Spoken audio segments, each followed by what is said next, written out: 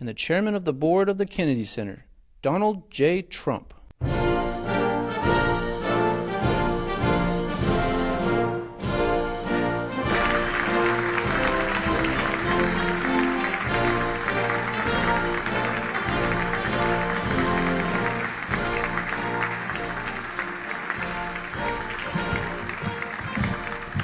Thank you very much. This is a very exciting project. We're going to do something that will go rapidly, relatively inexpensively, and will make it better than it ever was, frankly. It'll be something that people are going to be very proud of. Along with, in the bigger picture, a place called Washington, D.C. That is the bigger one, and we'll talk about that in a little while. But let's talk about right now the Kennedy Center, and I'm delighted to be here as we officially announce the incredibly talented artists who will be celebrated later this year at the 2025 Kennedy Center Honors. It's going to be a big evening. I've been asked to host. I said, I'm the President of the United States. Are you fools asking me to do that? Sir, you'll get much higher ratings. I said, I don't care. I'm President of the United States. I won't do it. They said, please. And then Susie Wells said to me, sir, I'd like you to host. I said, okay, Susie, I'll do it. That's the power she's got. But I just, so I have agreed to host. Do you believe what I have to do? And I didn't want to do it, okay? They're going to say, he insisted. I did not insist. But I think it will be quite successful, actually. It's been a long time. I used to host the Apprentice finales, and we did rather well with that. So I think we're going to do very well because we have some great honorees, some really great ones. Since 1978, the Kennedy Center Honors have been among the most prestigious awards in the performing arts. I wanted one. I was never able to get one. This year, it's true, actually. I would have taken it if they would have called me. I waited and waited and waited, and I said, the hell with it. I'll become chairman, and I'll give myself an honor. Maybe I'm going to honor, next year we'll honor Trump, okay? This year, the board has selected a truly exceptional class of honorees. I mean, really exceptional. First is country music star, actor, and producer George Strait.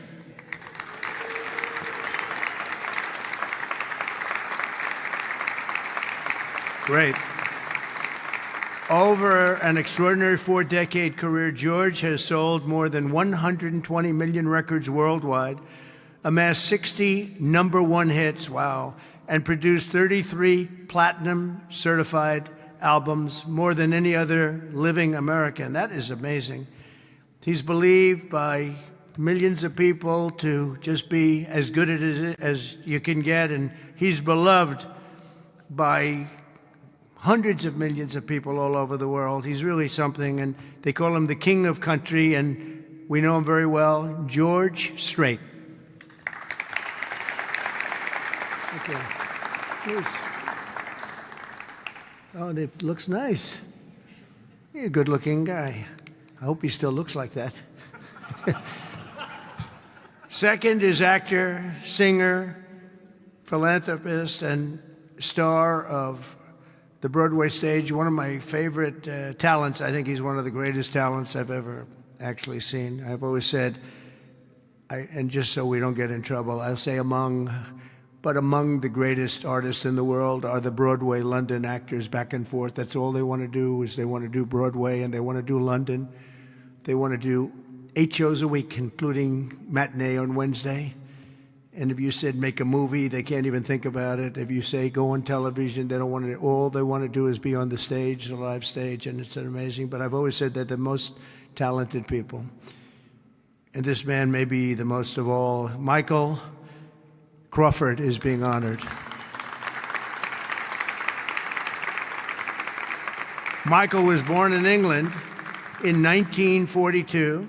He made his Broadway debut in 1967. I was there. I shouldn't say that, but I was there. Seems like a long time ago. And he became an international sensation in the 1980s for his original portrayal of the Phantom of the Opera, one of the greatest ever, ever, ever, ever. You don't see him like that very often. winning him the esteemed Tony Award for Best Actor in a Musical. He's won so many awards. Michael is truly a generational talent, had a voice that was unbelievable. It was unbelievable. There's never, I don't know, it's Luciano Pavarotti had a very different voice. The power was incredible, magnificent. Michael had a different kind of a voice. These are just unbelievable talents. But Michael is very special and one of the greatest roles in the history of Broadway. And nobody did it like him. Michael Crawford, thank you very much. Great guy. Next, we look forward to honoring three-time Oscar nominee, Golden Globe Award winner, an action movie icon, and a friend of mine. He's a very unique man. He's somebody that doesn't do these things. I said, I wonder if he'll accept, because some people don't really want to be honored. They don't care. But he was very honored to be honored, I will tell you. He's a very special guy. A real talent, never been given the credit for the talent. There was nobody else could have done the roles that he did like he did. I'm not even close, and they've tried, and they didn't work out too well. His name is Sylvester Stallone.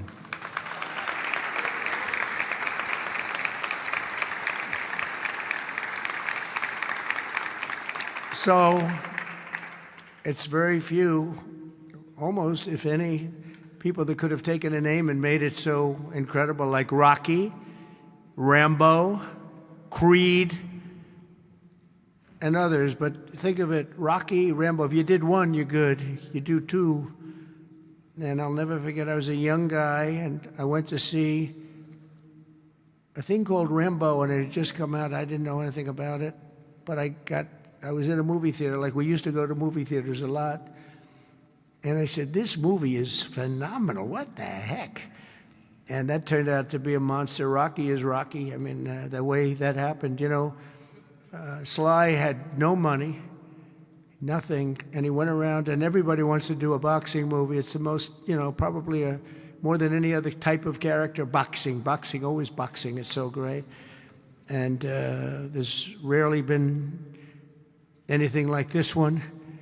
John Voight did a great one, as you know. Champ, great. I think that was right there, too. John Voight's a phenomenal person, phenomenal actor. But Sly came in and he had no money. He wrote a script along with thousands of other people writing scripts on a boxer. And for some reason, a studio picked up this and liked it. And Sly he's in an old car that he came in from Brooklyn or someplace in New York, but I think Brooklyn. It barely made it to California. He was sleeping in the car. I mean, he had nothing. And he wanted control over who the actor was going to be, because he said it can't be successful if you're going to pick a movie actor with a bad build, okay? A nice face, but a bad body. And he said, I can't have these guys, because he's a tough cookie, and he knew exactly what it took. He knew what a boxer's body was. So they brought him one, and I won't tell you who it was, but it was a big name, but the chest wasn't exactly what you need. One shot, and your heart would pop out. That wasn't too good. Then he did another one. He was fat, sloppy, but had a good face. Then he did another one, and another one, and another one. And he turned it down. He wouldn't take $1 million. He wouldn't do it. And it turned out that when they saw him, they said, you know, you'd be actually pretty good for this role. And he had never done this before, anything like it. But think of it, he turned down $1 million. He had nothing. He refused to let somebody else play. He didn't want to play it. He wasn't originally, he did it as a writer. But he ended up playing it because he couldn't find anybody else that fit the role. And who knew what would have happened? He's become a legend of the silver screen, a true legend, and he's a great guy. He's a little bit tough, a little bit different, I will tell you. He's a little tough guy. But he's a phenomenal person with a phenomenal wife and family. Incredible wife, incredible family. His films grossing more than 7.5 billion, which is either a record or very close to it. I can't imagine anybody doing more. If you add up Rambo and Rocky and these others, I can't imagine anybody doing much more. 7.5 billion worldwide over the course of 6 decades. And Sly is a pillar of the really American pop culture and a Hollywood superstar like few others, and one of the biggest names on the Hollywood Walk of Fame. In fact, the only one that's a bigger name on the Hollywood Walk of Fame, they say, is a guy named Donald Trump. I'm on the Hollywood Walk of Fame, too, if you can believe that one. But he's amazing. He's really amazing. And he's actually a great actor. Fourth will be together celebrating one of the most revered singers of the American disco era, Gloria Gaynor. Best known for her chart-topping 1978 hit, I Will Survive, Gloria won the 1980 Grammy for Best Disco Recording, and her song was inducted into the National Recording Registry in 2016. 4 decades later, Gloria won a second Grammy in 2020 for her gospel album, Testimony, which is incredible. Truly a historic achievement. Not only in terms of the years that have gone by to be great that long, but to have the two top of anything in that span of time, and with that kind of period between, is pretty amazing. But I will say that I Will Survive is an unbelievable song. I've heard it, like everyone else here, thousands of times, and it's one of those few that get better every time you hear it, and nobody can sing it like her. And that's an honor. So, Gloria Gaynor, thank you. Thank you very much. And finally, we'll be honoring one of the greatest rock bands of all time, Kiss.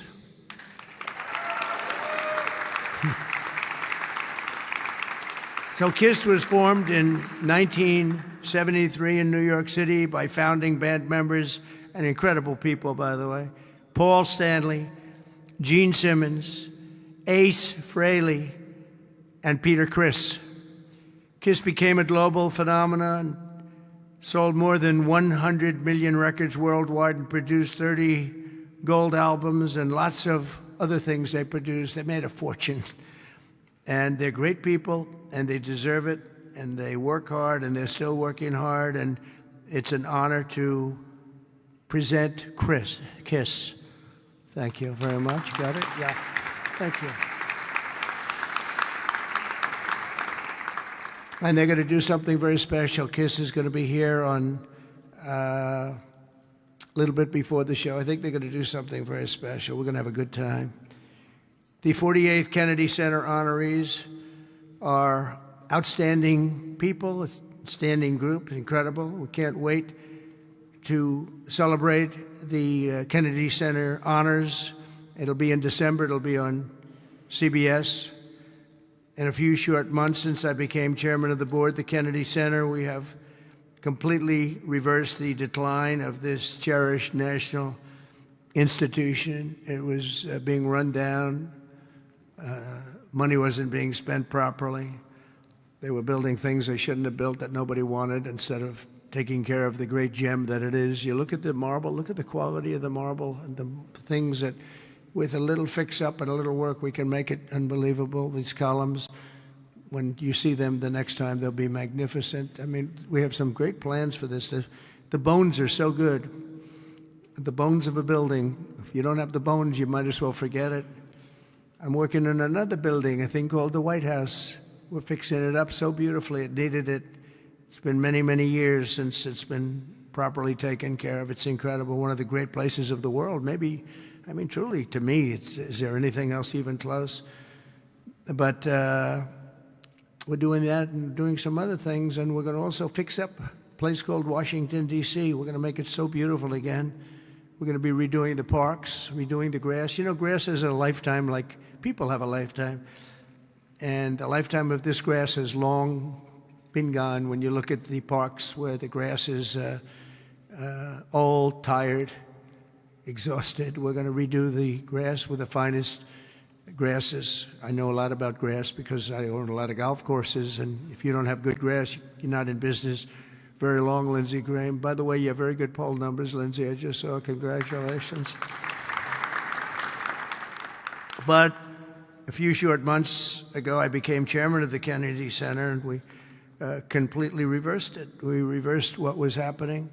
We ended the woke political programming, and we're restoring the Kennedy Center as the premier venue for performing arts anywhere in the country, anywhere in the world. This has the potential to be anywhere in the world. We're going to make it something that people can't even believe. We have some unbelievable plans, and ultimately it's about the talent you get, though. You know, you can have a beautiful building, you can have nice marble walls, you can have nicely done columns, as I was saying, but if you don't have the talent on the stage, and we're going to get the best talent in the world. To that end, the world-renowned musical Les Mis had a phenomenal 5-week sold-out run this summer. It beat projected revenues by 35%, and we've raised over $10 million in private funds from a lot of generous donors, and we closed the $26 million budget shortfall that they had for before we got here. And with the help of Congress, we secured the critical funding necessary to rebuild the building, and we're going to get all brand new, highest level seats, magnificent seats, and it's going to be all new. We could have taken the existing ones and do a little paint job, a little fabric, but it's not the same thing. So we'll be taking out next season. All of the seats will be taken out. The room is being completely rebuilt, and I just want to thank the Republicans in the Senate, headed by Lindsey. In that case, Lindsey was she's a big fan of this building. And they got a record $257 million that's going to go toward renovations that the building really needs, and all of the exterior is going to be incredible. It's going to be exciting. So I thank you very much, and thank all of your Republican senators. I don't think we had too many Democrat votes, probably. You never have. We don't have Democrats voting even for crime. But I shouldn't make this political, because they made the Academy Awards political and they went down the tubes. So they'll say, Trump made it political. But I think if we make it our kind of political, we'll go up, okay? Let's see if I'm right about that. But I want to thank the executive director for an incredible job. He's done great. He's been with me for just about the beginning, and everything he's touched has been good. He was on high intelligence. He worked in low intelligence and high intelligence. He did better with the high intelligent people, but he's been fantastic. He's the executive director, Rick Grinnell, for his work. Thank you very much, Rick. Unbelievable job. And as well as Lindsey and all the people that helped us in Congress, I want to thank, and the Senate has been incredible. By the way, Leader Thune has been unbelievable, and Speaker Mike Johnson. These are great people. What we're doing with the great big beautiful bill is you're going to see a whole different country. You're seeing it already. We're coming in where the trillions of dollars is coming in from tariffs from all over the world, from countries that took advantage of our country. They thought we were children. They took advantage of us for decades, and now the money is flowing to us, and we've become the hottest country anywhere in the world. But the Kennedy Center board members, many of whom I knew, and many of whom I put on the board, and it's as good a board as I've ever seen. And on the board also, and some people that are doing an incredible job. One in particular is Attorney General Pam Bondi. The job she's doing is incredible. Thank you very much. Long beyond the Kennedy Center. The Kennedy Center is the easy part. She's incredible, and you're going to see a big change in Washington crime stats very soon. Or not the stats that they gave, because they turned out to be a total fraud. The real stats, the stats went through the roof. You know, they had a man that was forced to put up stats like they were doing better. They're not doing better. Crime is the worst it's ever been, but it started as of about yesterday. You see a big change, and people are feeling safe already. I've had so many calls, thank you, sir, thank you. They were afraid to walk out. They're not afraid anymore. And this will be like the border. We started off with millions and millions of people coming in from all over the world, gang members and people from jails. They were unloading their jails into our country. All over the world they were coming, drug dealers. They came from Africa, they came from Asia, they came from South America, Venezuela in particular. They were coming in, Trinidad, and the toughest people you've ever seen. And by the millions. And for the last 3 months, we had 0, 0, and 0. We had 0 people come in for 3 months. They respect our country again. That's the other thing. All over the world, our country is respected again. So I also want to thank the Chief of Staff, Susie Wiles, who's fantastic. She's done an incredible job. And Sergio Gore for the job he's done with personnel. Thank you very much, Sergio. Fantastic. In the coming months, we'll fully renovate the dated and the infrastructure of the building and make the Kennedy Center a crown jewel of American arts and culture once again. I think we'll bring it to a higher level than it ever hit. Actually, it hit a certain level, but we're going to bring it to a higher level than it ever hit. We have the right location, and soon we will be a crime-free area. This is going to be a crime-free area, by the way. You'll be able to go out. People tell me they can't run anymore. They're just afraid. And they'll be running again. We're going to have a crime-free. It's a big statement because if one thing happens all year, Pam, you better be good, because they'll say Trump did not fulfill his. One person gets a little injured by somebody, they'll say Trump did not fulfill his promise. No, we're going to be essentially crime-free. This is going to be a beacon, and it's going to also serve as an example of what can be done. We have to get rid of this cashless bail nonsense. If you look at New York, Chicago, Los Angeles, which is so badly run. Los Angeles, they can't get the houses. They can't get the people their permits to build their houses. They're trying to rebuild their houses from the ridiculous fire that should have never allowed to have taken place. They should have had the water coming down from the Pacific Northwest, but they didn't do that. But they can't get the permits for the people that want to build their houses. But I want to thank Lee Zeldin, because the federal government has gotten all of their permits, which are much more difficult permits, actually, and had them literally within 30 days after the fire. Everybody had their permit. But you don't have the city and state permits. They got to get going. The governor and the mayor have to get going. It will just be a matter of time that we're going to do something that's going to be incredible. We're going to use the Kennedy Center as a big focus of it, and that's the 250th anniversary celebration that we're having. So it's 250 years. So we have the Olympics, we have the World Cup, and we have the 250th anniversary celebration, all in this administration, and it's an honor that we were able to not be allowed to do what we were illegally and what we were supposed to do, and that was we had a great election in 2020. We won the election by a lot, but it was a rigged election, and we had to wait 4 years, and we waited 4 years, and it's interesting because I got the Olympics and I got the World Cup. I can't claim that I got the 250th. That one's a big one, but I happen to be here. But I got the Olympics, I got the World Cup, and I said the shame of it is that I'm not going to be president when it happens. And lo and behold, look what happens.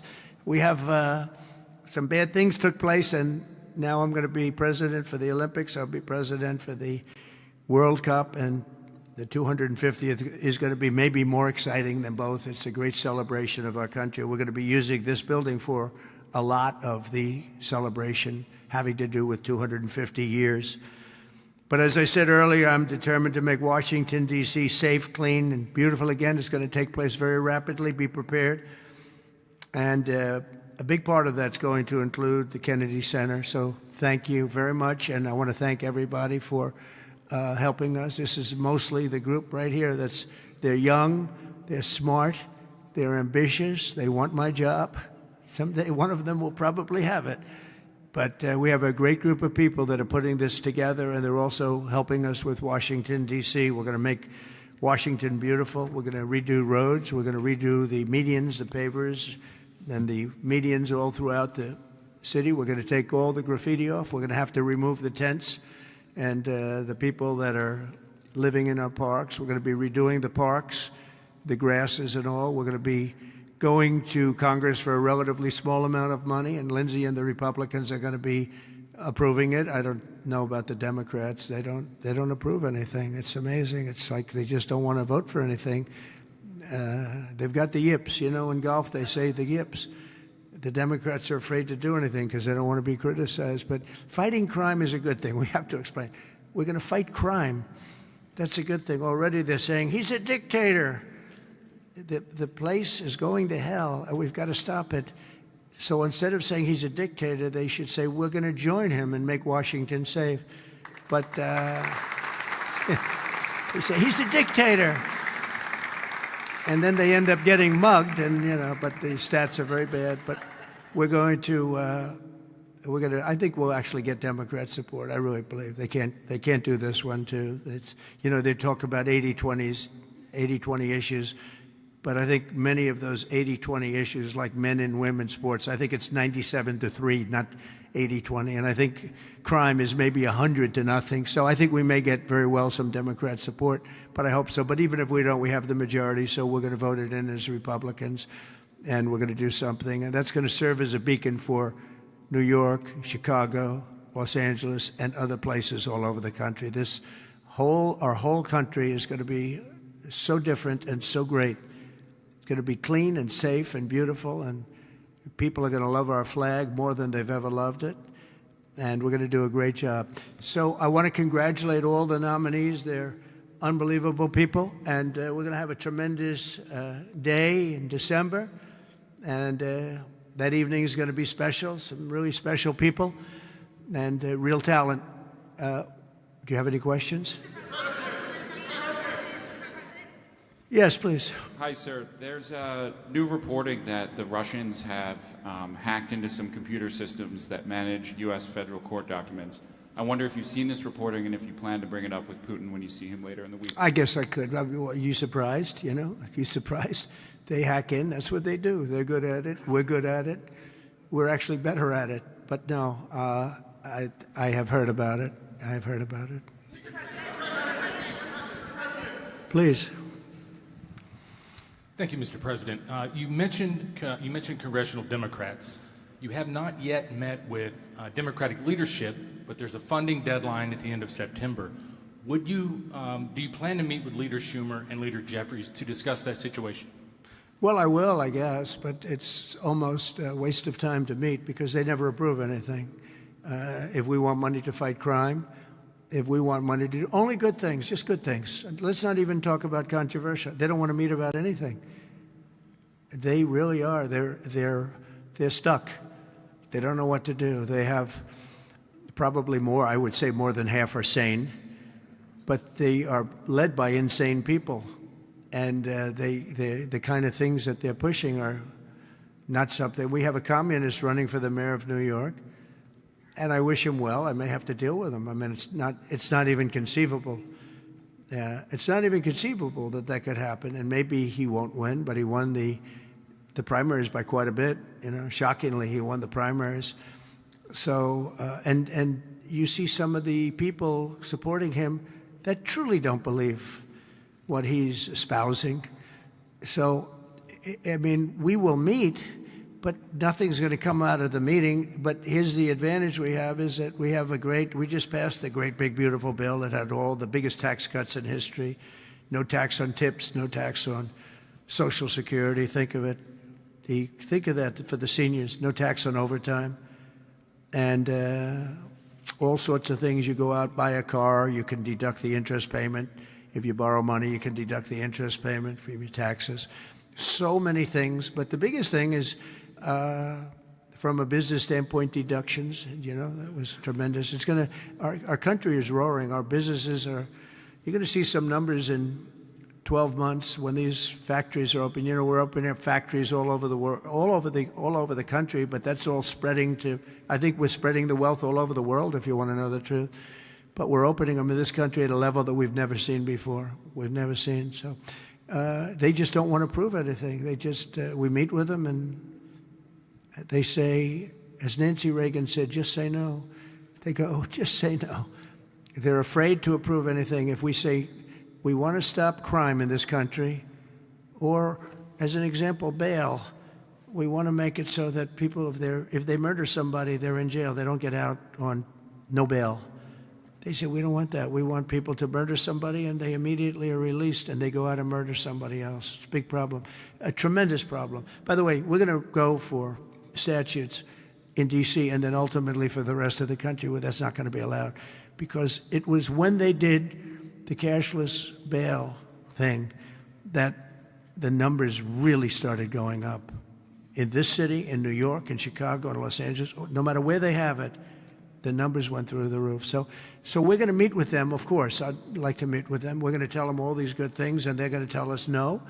And then we're going to go out and we're going to vote it in by the Republicans, because I don't believe that anybody is capable of making a deal with these people. They have gone crazy.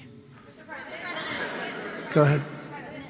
Thank you, Mr. President. Thank you. Your federalization of the police has a 30-day limit unless Congress acts to extend it. Are you talking to Congress about extending it, or do you believe 30 days is sufficient? Well, if it's a national emergency, we can do it without Congress, but we expect to be to Congress before Congress very quickly. And again, we think the Democrats will not do anything to stop crime, but we think the Republicans will do it almost unanimously. So we're going to need a crime bill that we're going to be putting in. And it's going to pertain initially to D.C.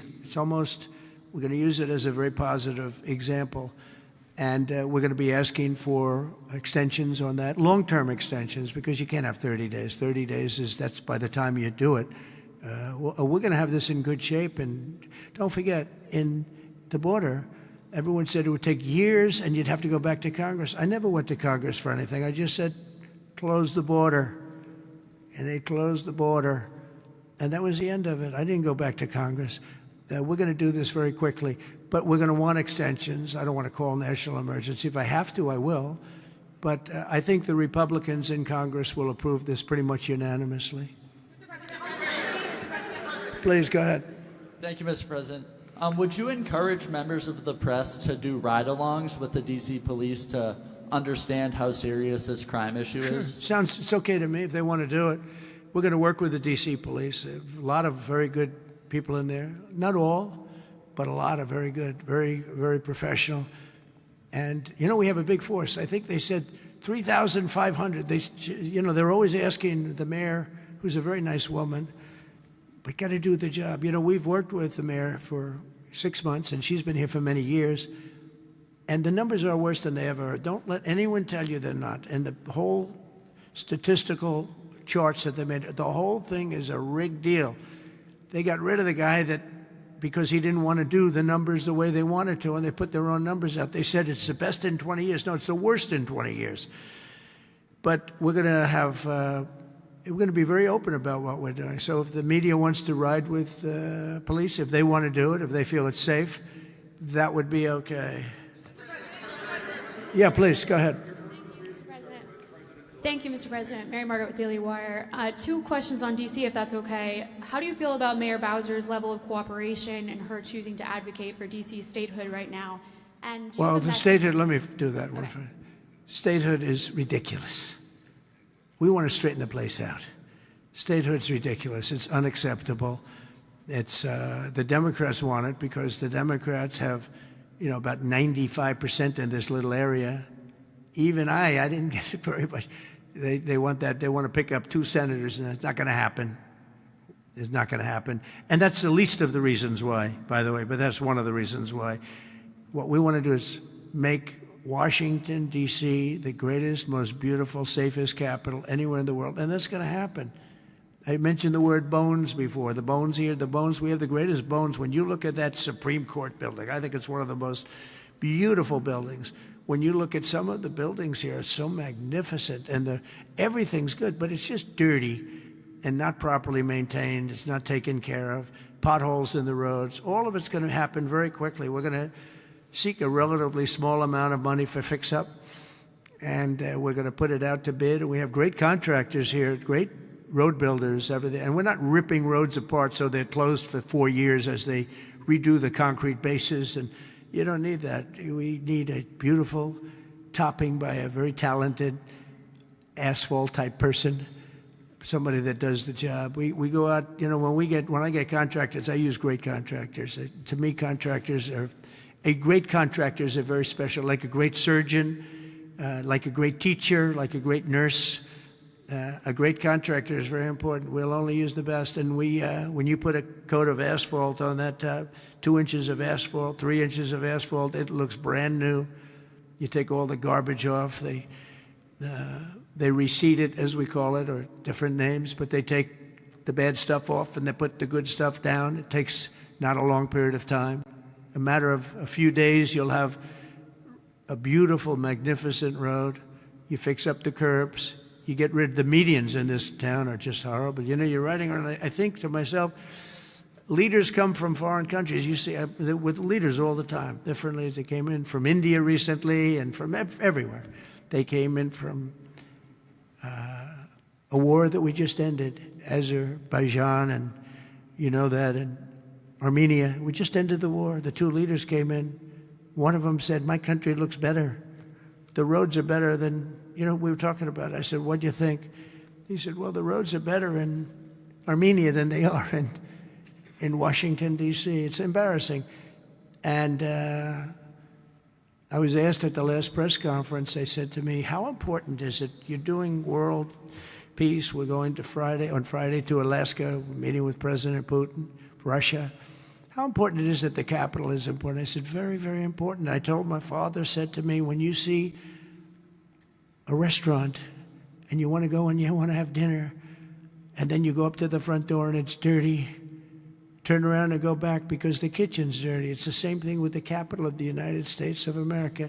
If it's dirty and unsafe, it sets a bad tone for the rest of the world. So we're not going to do that. We're going to have this capital fixed up, safe, clean, and beautiful in a very short period of time. Go ahead, please. In the back? Yeah, please.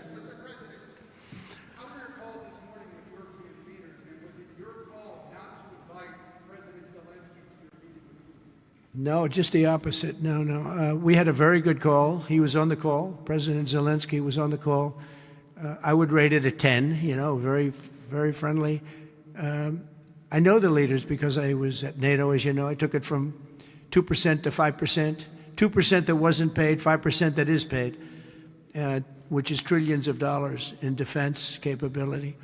No, it was always going to be, I was going to meet with President Putin, and then after that I'm going to call the leaders and President Zelensky. I'm going to call President Zelensky, and then I'll call, probably in that order, the leaders. There's a very good chance that we're going to have a second meeting, which will be more productive than the first, because the first is I'm going to find out where we are and what we're doing. Again, this is Biden's war. This isn't my war. He got us into this thing, and it should have never happened. This war would have never happened if I were president. But it is what it is, and I'm here to fix it, and I'm here to stop 6,000, 7,000 people last week. 7,213 people last week were killed, mostly soldiers. But missiles being lobbed into towns don't exactly help either, but mostly soldiers. And Ukrainian and Russian, they're not American soldiers, but you know, if we can save a lot of lives, it would be a great thing. I've stopped 5 wars in the last 6 months. And on top of that, we wiped out the nuclear capability of Iran, obliterated it. It's turned out to be a correct word, by the way, because, you know, some of the press say, well, maybe it wasn't obliteration. It was obliteration. And we're going to meet with, I would say, the second meeting. If the first one goes okay, we'll have a quick second one. I would like to do it almost immediately. And we'll have a quick second meeting between President Putin and President Zelensky and myself, if they'd like to have me there. And that would be a meeting where maybe it could be absolutely work. But the first meeting will not work that out. Certain great things can be gained in the first. It's going to be a very important meeting. But it's setting the table for the second meeting. I think the second meeting, if the second meeting takes place. Now, there may be no second meeting, because if I feel that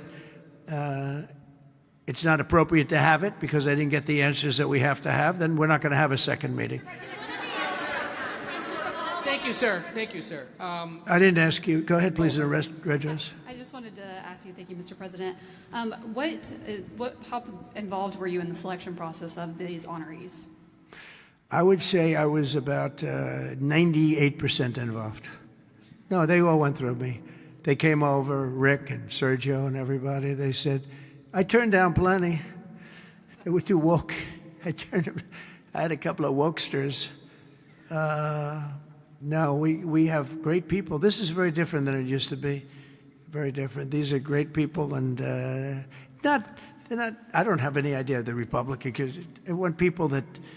The Kennedy Center has everything. Look at the Academy Awards. It gets lousy ratings now. It's all woke.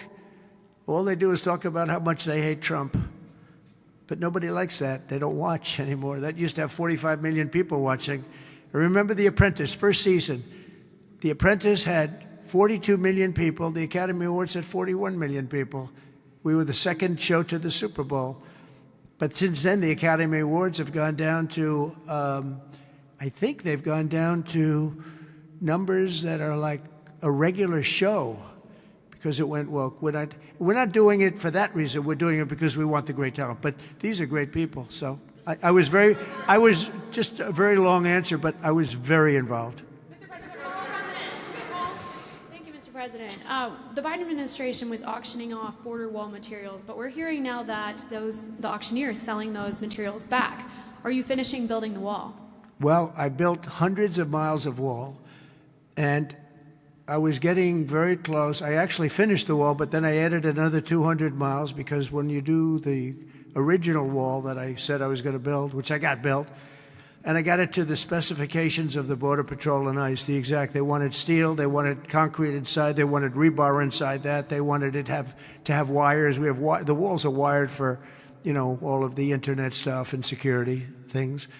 And we built it hundreds of miles. We did great. That's one of the reasons, even now, we're able to have such good numbers at zero, or essentially very little people coming in. But Biden, I ordered for another 200 miles. I was going to do another 200 because it's the way it is.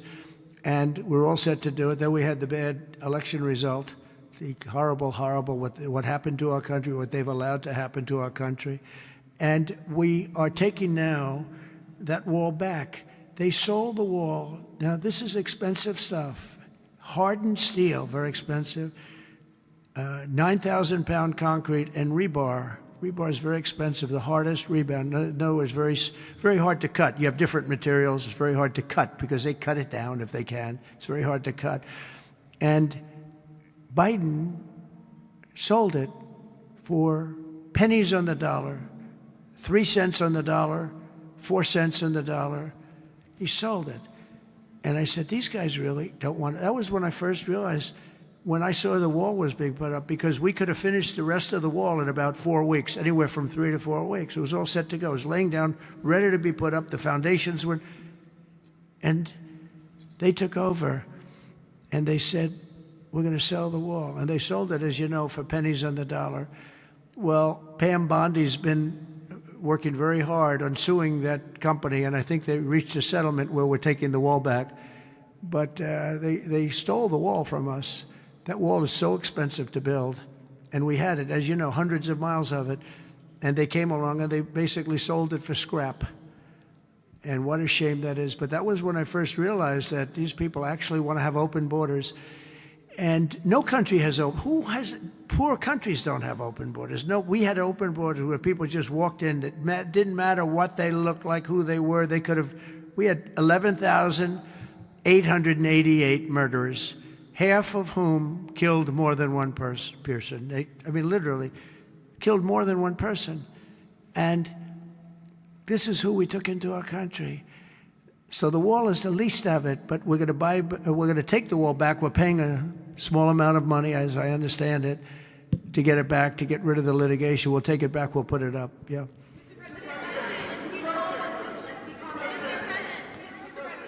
Go ahead in the back, please.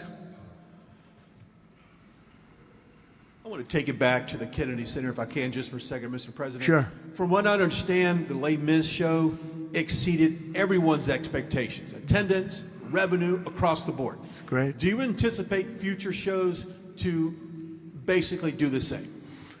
I like that guy. Now, that's called a question, okay? And he's a great reporter, actually. Thank you very much. I appreciate it.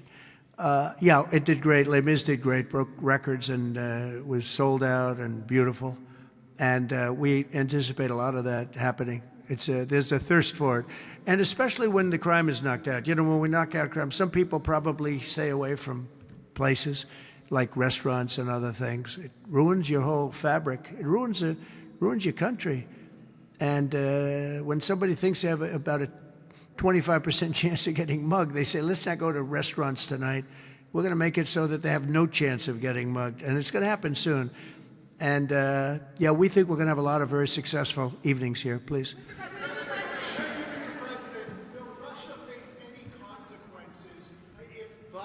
Does not agree to stop the war after your meeting on Friday?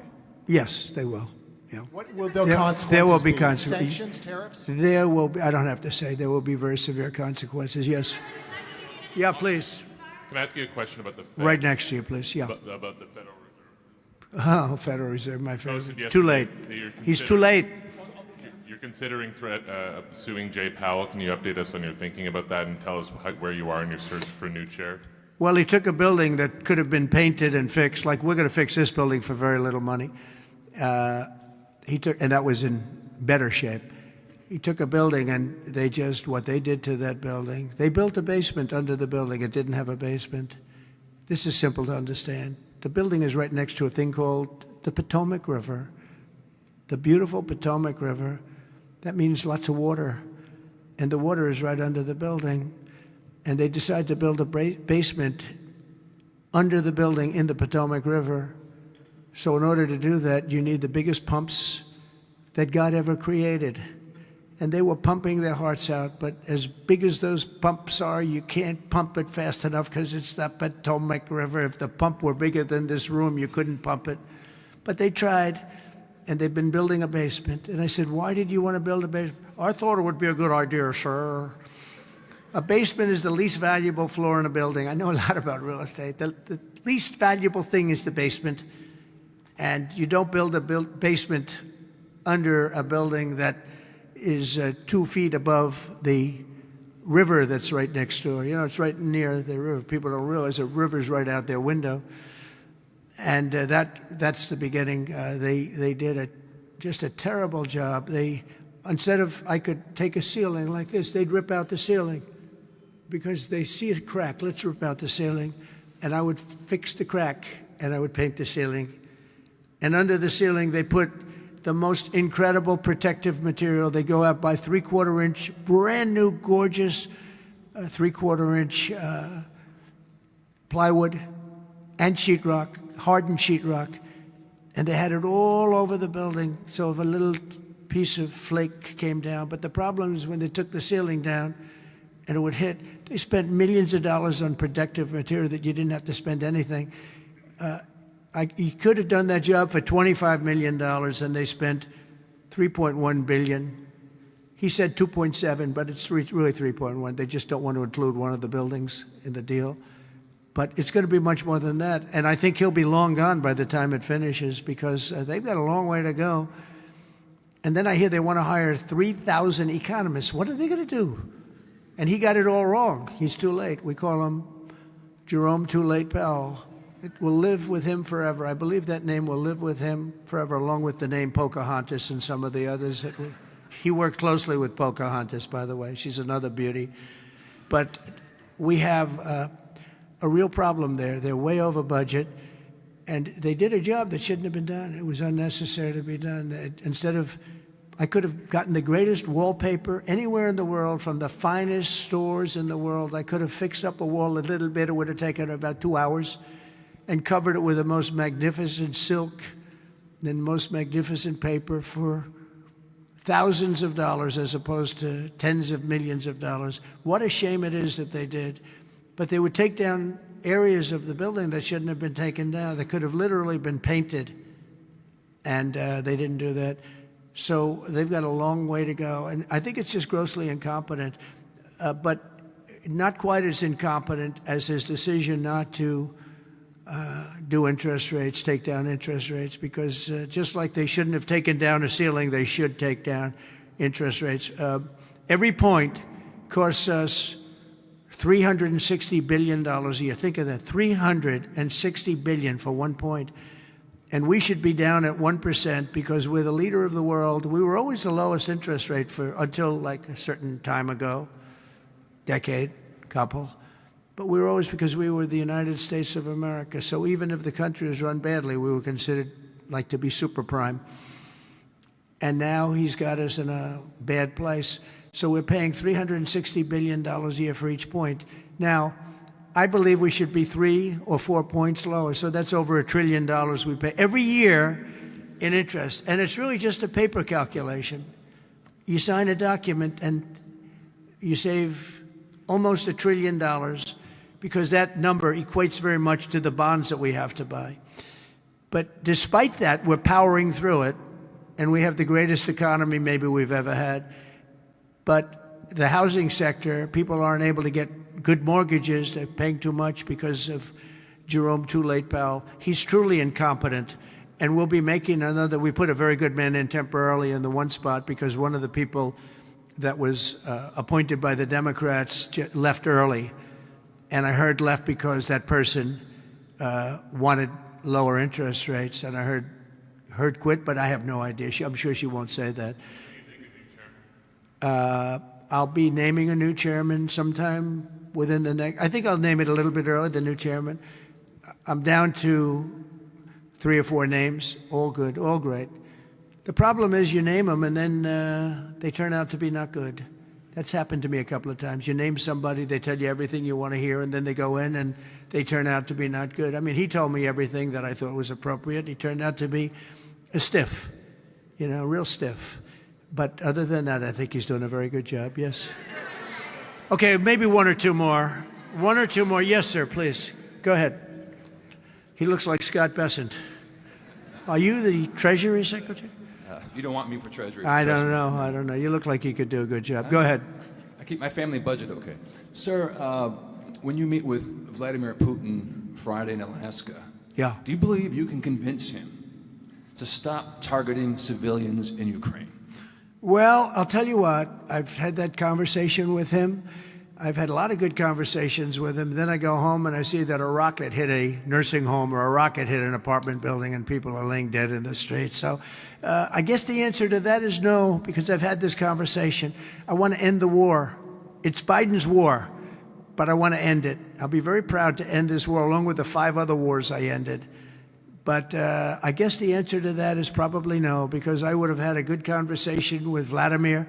I knew him very well. I got along with him great, actually. We had I had to go through the Russia hoax. And it was actually, it was a strain on the relationship. I actually told him, I said, they got this phony investigation going on, Russia, totally phony, created by Adam Schiff, Shifty Schiff, and Hillary Clinton and the whole group of them. And it made it very dangerous for our country because I was unable to really deal with Russia the way we should have been. I'm looking at Pam because I hope something's going to be done about it. These people put our country at great danger. And Adam Schiff, it was all made up. It was a hoax. The Mueller report came out. They all hated me. They had 18 Trump haters. And they said I did nothing wrong. They couldn't believe, they couldn't find anything after years of investigation. It was all a hoax. It was a hoax created by the Democrats, but in particular Schiff and Crooked Hillary, the whole group. And now we've learned all the stuff that's come out over the last 2 months is incredible through intelligence. And hopefully something's going to happen with it. These are people that put our country in danger, in real danger. I want to thank you all very much. Thank you very much. Thank you.